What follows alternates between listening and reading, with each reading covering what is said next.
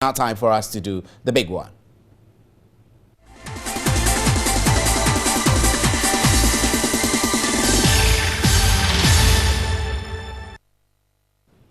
Welcome back. Now, the Electoral Commission will open the voters register for registration of potential voters tomorrow, April 28. The nationwide exercise will be carried out at some 3,000 centers. Turnout has been pouring in the past, has been poor, I beg your pardon, in the past due to lack of effective education on the exercise by the Electoral Commission and the National Commission on Civic Education, NCCE.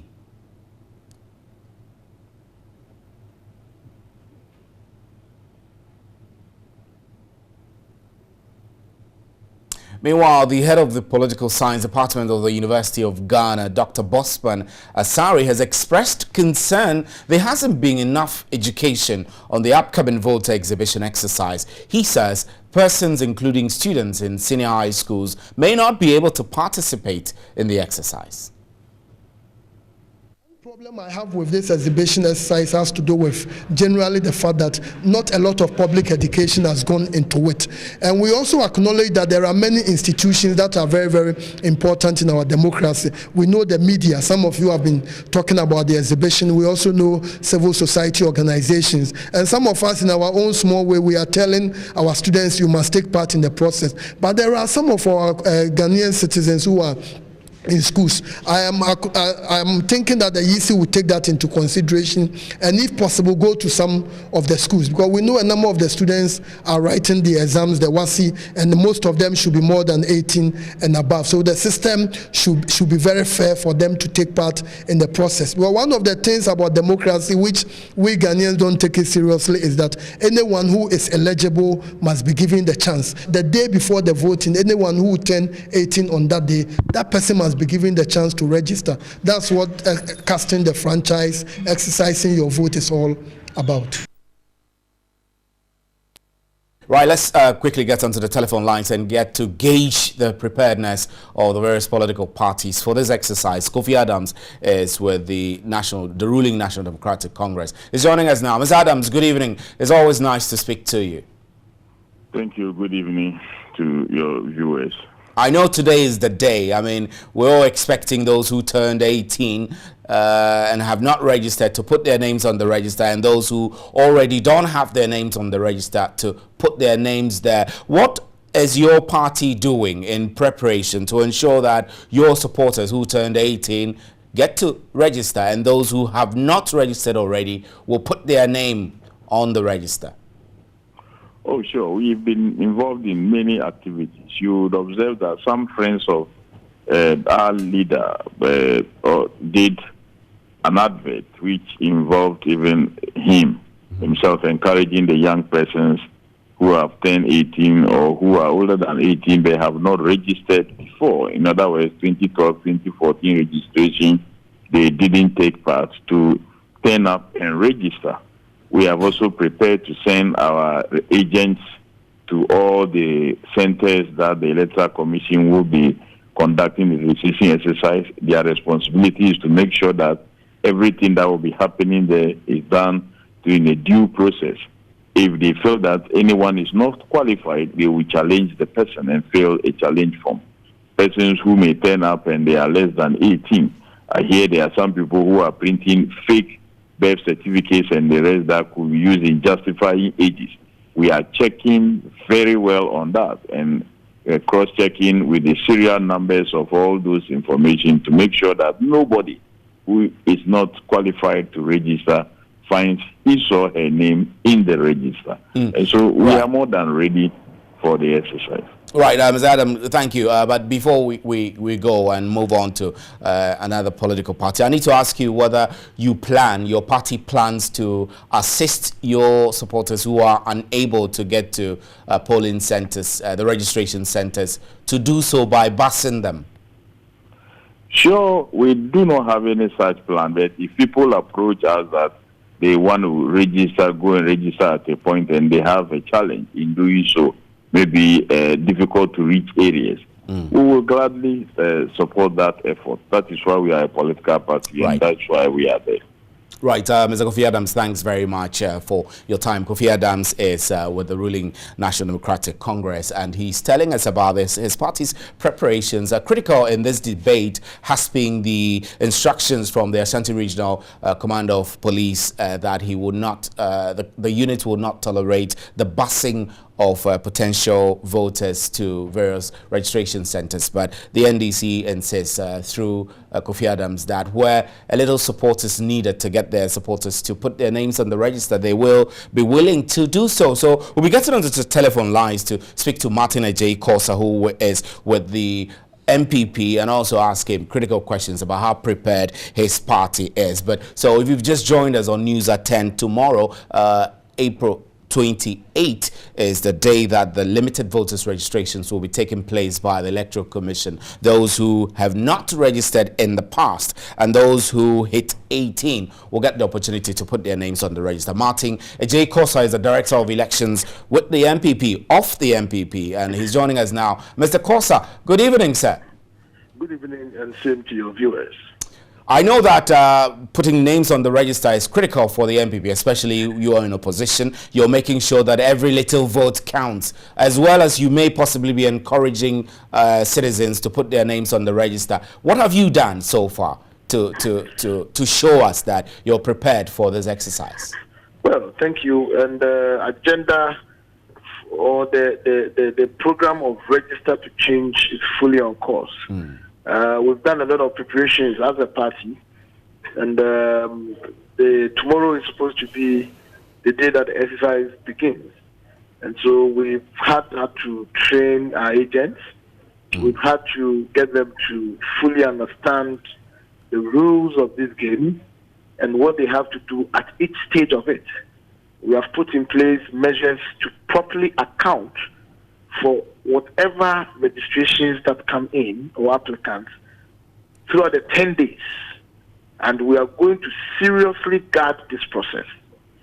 So if anybody when you say seriously guard this process, exactly what do you mean? That the measures in place. We'll guard it every day. We'll take account of how many nationwide registered, and we'll tell Ghanaians, we'll bring Ghanaians up to speed with this process. So in other words, you're going to run your own verification along the line. Well, the Electoral Commission is supposed to give us printouts of how many people came in at every center. We intend to compile it and share with the good people of this country. It is our exercise, and everybody must know what's going on. Would that be squarely within your right or authority to do so as a political party? Right. We compile. We are entitled to it. Once we compile, we can share with everybody, including you, so that you know who and who is registering.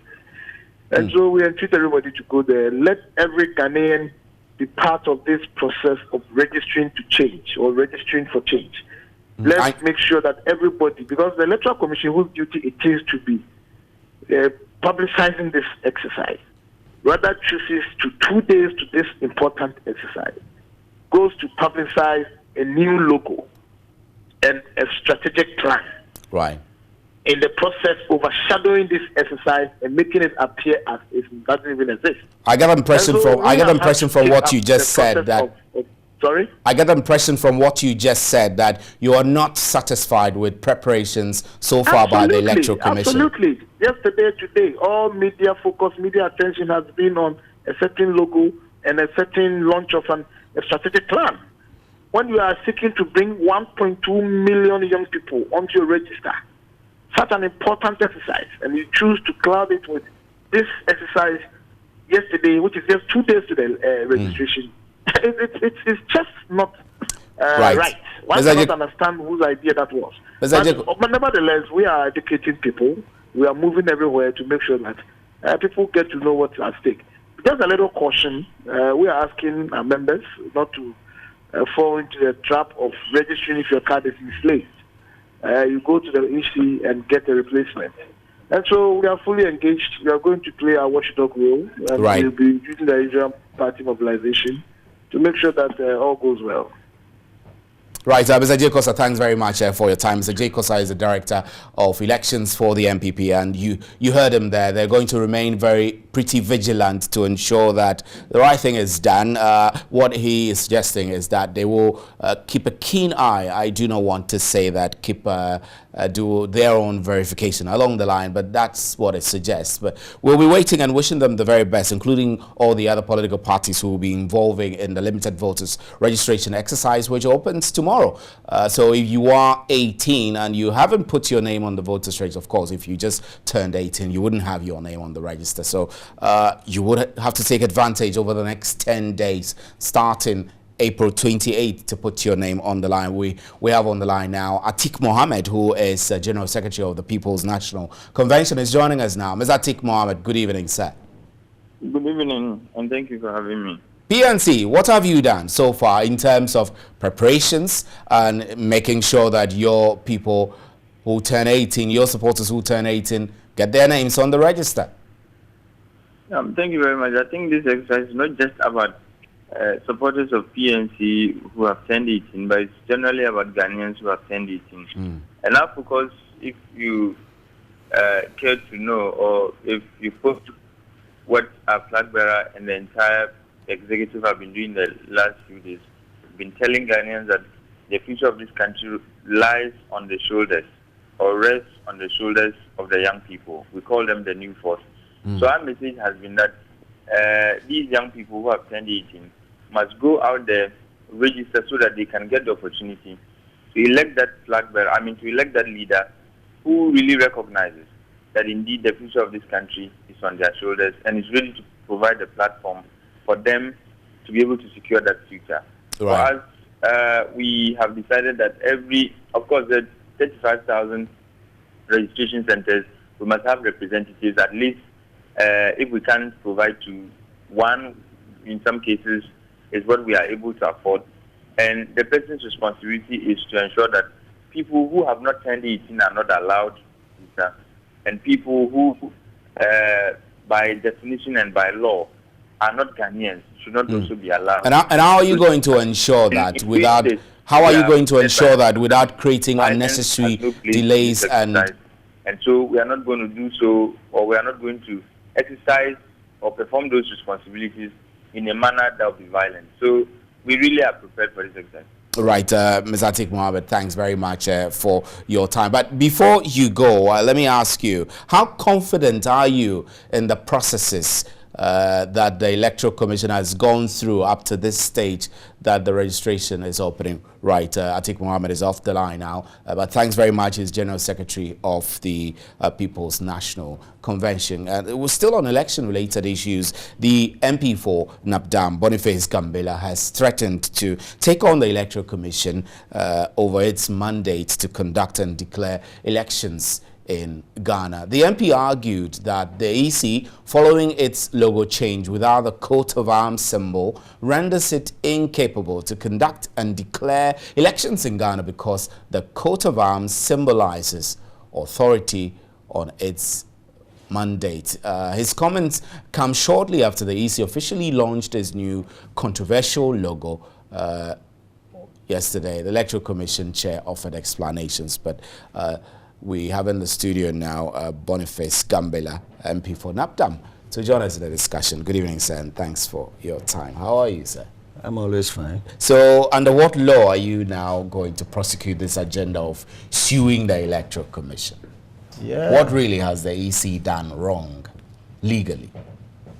I'm trying to find out. I've been trying over the last few days to find the legislation in relation to the coat of arms of this country. You haven't found it, and yet you are threatening to sue? I have it, and I'm looking for it where it is, because I have moved house so many times. Okay, I understand. So I'm trying to locate it. Once I get it, you can cite the specific legislature. And you see, it's not just about EC. There are other organizations in this country who are paid from the consolidated fund, the taxpayers' money. They are not commercial entities. They are direct government entities, but they've been made a sort of independent in operation, not independent in commercial business or private business. I understand. So they have no right, no authority to do things on their own. Detach themselves Yes, from the from the official state. seal of the state. Yes. But what's wrong in So- doing that? I mean, the Constitution Yeah, because- guarantees the independence of the Electoral Commission. Yes, it so what they- would you be seeking if you went to court, They- for example, they- to challenge their decision Yes. to change a logo? Right. Which they are entitled to anyway. The Constitution guarantees the independence of operations. So in other situations, they could be described as electoral department of the state. So they could fall directly under the public or civil service. Okay, but because of the implications of political agitations and political management, it's fine in the democracy to say let's make them independent in their operations. So that what does that mean? It means the government, the government of the day will not dictate the day-to-day business of the organization. But to say, look, I leave you alone, do the business for me, I will not come inside. I have my eyes on, but my hands off. Okay. But beyond just the logo, really. Yes. I mean, my key concern is that if you're suing because of a decision to change a logo, Yeah. what about the core mandate and duties of the Electoral Commission? The logo doesn't change that. Yes, you see, the logo, as I have it here, symbolizes government official sanction, and it is found in government places like the seat of the presidency, and it is found in the law courts, and it's found in the government offices of the state. Okay? Now, all these offices have to use the logo because they are paid from consolidated fund. If you take the EC, if you take NCCE and Chiraj and all those things. So what is going to happen, I'm going to bring all these people into these institutions as being defaulters. And what will happen is that, because they try to create that independence and they loot state property. Okay? They do that and they begin to decide what to do with state property as and when they want, because they say they are independent. And I have had an experience of one situation. When I was in the Health of Affairs, there's this company that was established by the government of Ghana with the World Bank. Then they said, look, let's have a company as one wing of the project. Now, the company operated with government funds through the ministry, under the Ministry So of you think that a Agriculture. decision by the Electoral Commission So to change its logo is It of will lead to fraud. fraudulent intent? Yes, it will lead to fraud. And you can I have prove seen that. it before. You can prove that. I have in seen it court. before. Because when they do that, they go and that fallacy of we are independent, then they begin to do things on their own. Oh, these vehicles, they sit in their offices and they distribute houses, whatever you can think of. Right. So we need to have government to stamp its feet, irrespective of independence or whatever it is. So you'll be seeking to reverse the Oh, decision yes, of the because- AEC to have this logo. Yes, because And you will- this is the sanctioning authority, just like the mace of the the traditional. coat of arms of yes. the state. Right. So Mr. it Mr. needs to Boniface be. Gambela, My brother. We're So- grateful for your time tonight. I'm grateful. Yes. News at 10. And so I'm sure that we'll be interrogating this issue. And we're waiting for your lawsuit, really. Exactly And so. we'll see how it goes. My name is Stephen Enti, and this is The Big One.